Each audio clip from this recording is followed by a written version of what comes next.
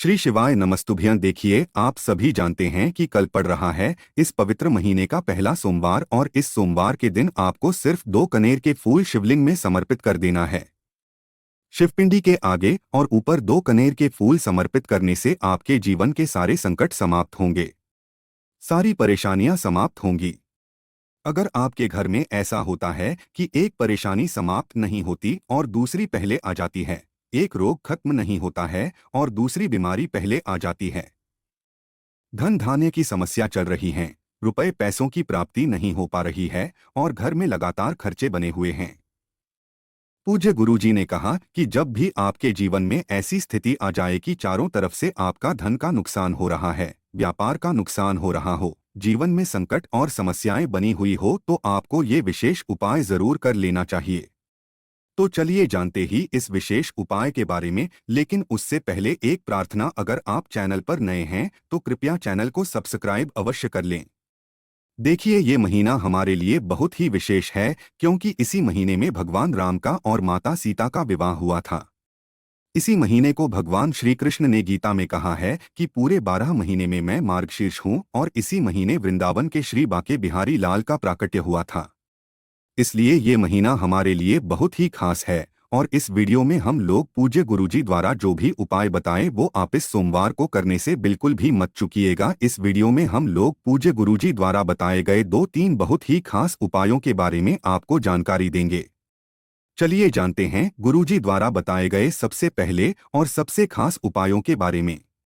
इस उपाय के लिए आपको 1 लोटा जल लेना है। तांबे के पात्र में आप जल ले लीजिए और साथ ही साथ आपको 2 कनेर के फूल ले लेने हैं।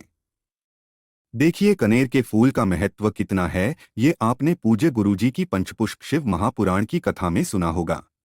उसमें पूज्य गुरुजी ने बताया था कि महादेव को 5 पुष्प बहुत ही प्रिय है। उन्हीं में से एक होता है कनेर का फूल। तो आपको 2 कनेर के फूल और 1 लोटा जल लेकर शिवालय पहुंच जाना है। ये उपाय आप सुबह करना चाहे तो सुबह कर लें और शाम को करना चाहे तो शाम को कर लें। पूरे दिन में किसी भी समय आप इस उपाय को कर सकते हैं। शिवालय पहुंचने के बाद सबसे पहले आप जो 1 लोटा जल लेकर गए हैं उसको शिवलिंग के ऊपर धीरे धीरे समर्पित करते जाइए और लगातार शिव महापुराण के मूल मंत्र श्री शिवाय नमस्तुभ्यं या फिर ओम नमः शिवाय, इन दोनों में से किसी भी एक मंत्र का जाप करते जाइए।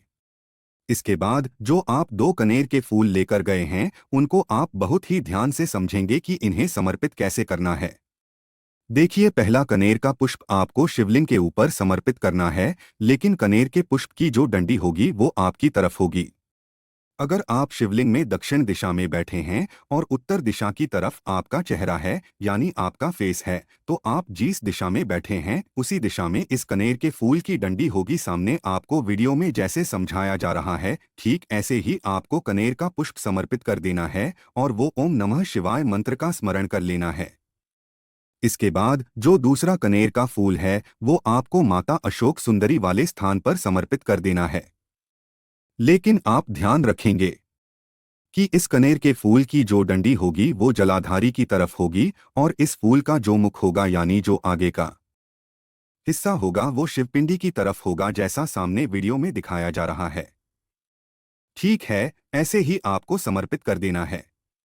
देखिए, इस उपाय में यही महत्वपूर्ण है कि आपको ये फूल समर्पित कैसे करने हैं, इसलिए बहुत ही ध्यान से समझिएगा।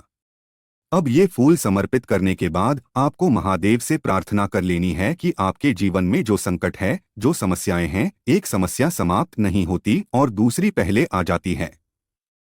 कोई बीमार बना हुआ है, फिर उसके बाद घर का कोई दूसरा सदस्य बीमार हो गया है, कहीं व्यापार में दिक्कत हो रही है, कहीं नौकरी में समस्या हो रही है, जीवन में किसी न किसी प्रकार की समस्या बनी हुई है, तो गुरुजी ने कहा कि आपको ये उपाय सिर्फ 1 सोमवार कर लेना चाहिए और आप स्वयं देखेंगे कि कुछ ही हफ्तों के अंदर महादेव की कृपा से आपके घर की सारी परेशानी समाप्त होना प्रारंभ हो गई है। तो दोस्तों, इस विशेष उपाय को आप इस सोमवार के दिन जरूर करिएगा। आप जानते हैं गुरुजी द्वारा बताए गए दूसरे खास उपाय के बारे में। देखिए, ये उपाय उन लोगों को करना है जिनके जीवन में धन की समस्या चल रही है, आर्थिक समस्या बहुत ज्यादा चल रही है, वो बहुत प्रयास करते हैं, बहुत मेहनत करते हैं, लेकिन धन प्राप्त नहीं हो पा रहा है, या फिर कर्जा जीवन में हो गया है, कर्जे की समस्या हो गई है, या फिर आपकी कोई विशेष मनोकामना है, तो गुरुजी ने कहा है कि आपको ये विशेष उपाय जरूर करना चाहिए। इस उपाय के लिए आपको सबसे पहले एक लोटा जल ले लेना है। तांबे के पात्र में आप अपने किचन से जल ले लीजिए। ग्रेसी के साथ आपको 11 काले तिल के दाने लेने हैं। देखिए, काले तिल के दाने जब भी हम लोग सोमवार के दिन और शनिवार के दिन शिवलिंग में समर्पित करते हैं, तो इससे हमारे जीवन में जो कर्ज है उससे हमें आराम मिलती है और धन की प्राप्ति होती है। इसलिए आपको 11 काले तिल के दाने लेने हैं। फिर इसी के साथ आपको ले लेना है एक बेलपत्र। अगर आपके पास बेलपत्र नहीं है तो शिवलिंग के ऊपर चढ़ी हुई बेलपत्र को उठाकर जल से शुद्ध करके फिर आप उसका भी इस्तेमाल कर सकते हैं।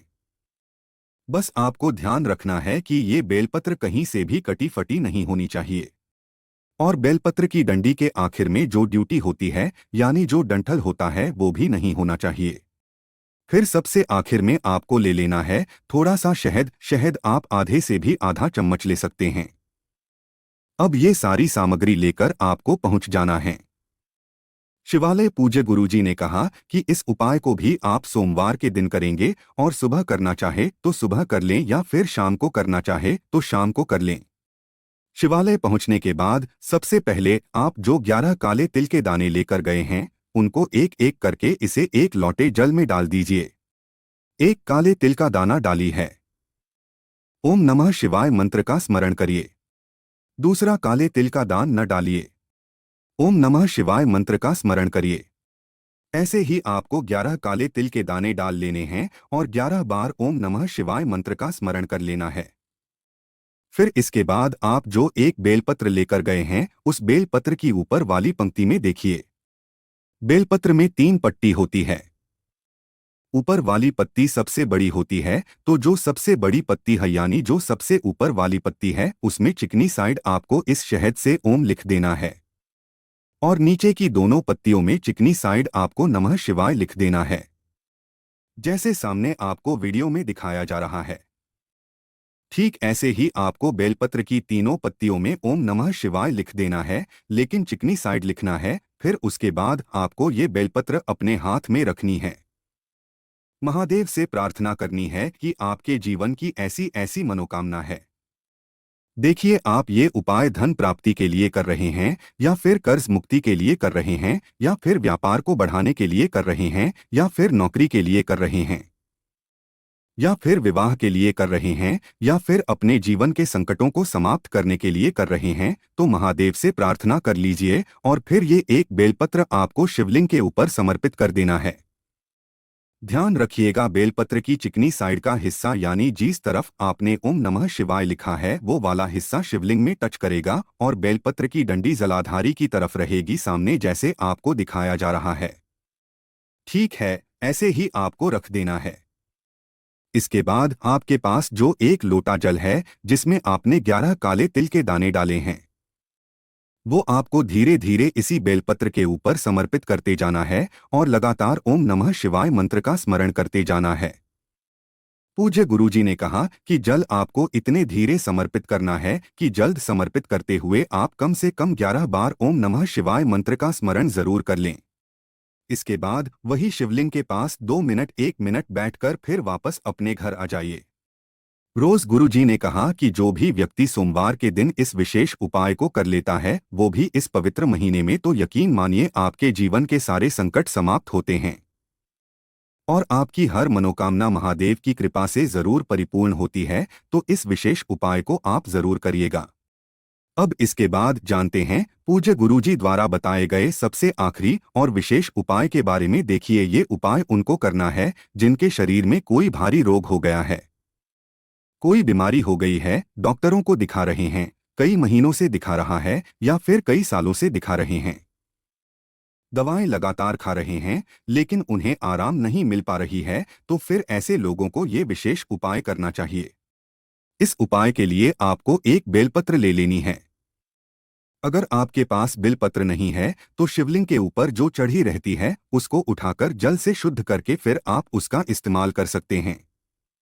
इसी के साथ आपको एक लोटा जल ले लेना। लोटा आप तांबे के पात्र में ही लीजिएगा। आप सिर्फ ये दो सामग्री लेकर आपको पहुंच जाना है। शिवालय पूज्य गुरुजी ने इस उपाय के लिए भी बताया कि आप सोमवार के दिन ही इसे करिएगा और सुबह से लेकर शाम तक किसी भी समय आप इस उपाय को कर सकते हैं। शिवालय पहुंचने के बाद आप जो एक बेलपत्र लेकर गए हैं उस बेलपत्र को अपनी हथेली में रखी हैं। महादेव के बहुत ही प्रिय नाम धुंधकेश्वर महादेव का स्मरण करिए। कौन से महादेव का? कुंद के ईश्वर कुंडेश्वर महादेव का स्मरण करिए और आपके शरीर में जो भी बीमारी है उसको दूर करने की कुंदकेश्वर महादेव से प्रार्थना करिए और फिर ये एक बेलपत्र आप शिवलिंग के ऊपर समर्पित कर दीजिए। बेलपत्र की चिकनी साइड का हिस्सा नीचे की तरफ रहेगा और बेलपत्र की डंडी जलाधारी की तरफ रहेगी, सामने जैसे आपको दिखाया जा रहा है। ठीक है, ऐसे ही बेलपत्र आपको समर्पित कर देनी है। इसके बाद आपको एक लोटा जल इसी बेलपत्र के ऊपर धीरे धीरे समर्पित करते जाना है और लगातार खुंदक ईश्वर महादेव का स्मरण करना है। फिर जलाधारी से जो जल नीचे गिर रहा है उसको थोड़ा सा आप ले लीजिए और इसी लोटस में रख लीजिए और यह एक बेलपत्र भी आपको उठा लेनी है। देखिए, ये जो आपने लोटे में जल लिया है और जो ये बेलपत्र ली है इसको वहीं पर महाद्वीप से बोल दीजिए कि ये मेरे कुंदकेश्वर महादेव, इनको अवधि स्वरूप बना दीजिए, यानी इनको अवधि स्वरूप प्रदान कर दीजिए। और ऐसा कहते हुए आपके दोनों सामग्री लेकर अपने घर आ जाइए। पूज्य गुरुजी ने कहा कि इसमें से आपको ये बेलपत्र की तीनों पत्तियां चबा चबा कर खा लेनी है। कुंडकेश्वर महादेव का स्मरण करते हुए इनको चबा चबा कर खा लीजिए और जो जल आप लेकर आए हैं